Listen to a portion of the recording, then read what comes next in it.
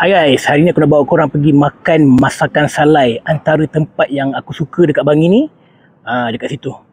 Balai Salai. Jom. Balai Salai ni dia own by Snackville tau. So korang masuk je dekat Snackville tu, jumpalah Balai Salai. Korang masuk je pintu Snackville. Lepas tu kalau korang nak makan Salai, korang boleh makan dekat bawah untuk yang ada aircon. Ataupun dia ada pintu rahsia. Pintu rahsia ni korang kena buka, lepas tu naik atas. Antara sebab aku suka makan dekat sini, nampak tu, dia ada kids playground.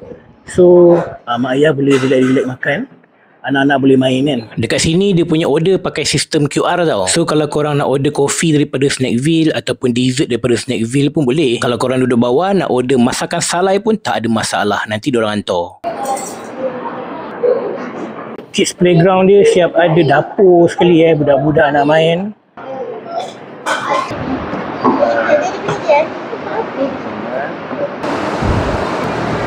Yang ini diorang punya set daging Salai, tapi ni yang ekonomi tau. Sebab tu dia sikit. And then dia punya ayam masak merah. Ayam masak merah ni antara favourite aku dekat sini. Sebab tu dah try sekali, sedap. Kita order sekali lagi. Bahagian ni pula korang nak pilih bahagian apa. Boleh request rasanya kan, betul tak weh? And then yang ni daging dendeng baru first time nak try. Okay, jom kita makan. Kuah masak lemak, korang tengok pekat gila.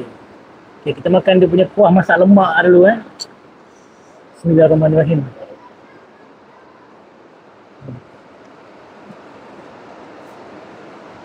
Masak lemak antara yang tersedap dekat sini. Dia pedas-pedas, ada manis-manis sikit. Ayam masak merah ni hari tu kita orang makan pedas gila. Dia ada pedas-pedas manis lah, tapi dia punya pedas tu lebih.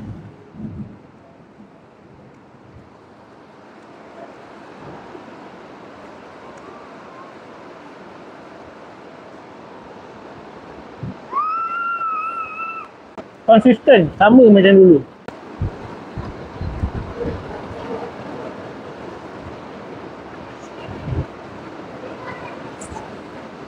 Daging lembut. Dia punya rasa dendeng sedap. Dia punya manis-manis tu dah strong sikit.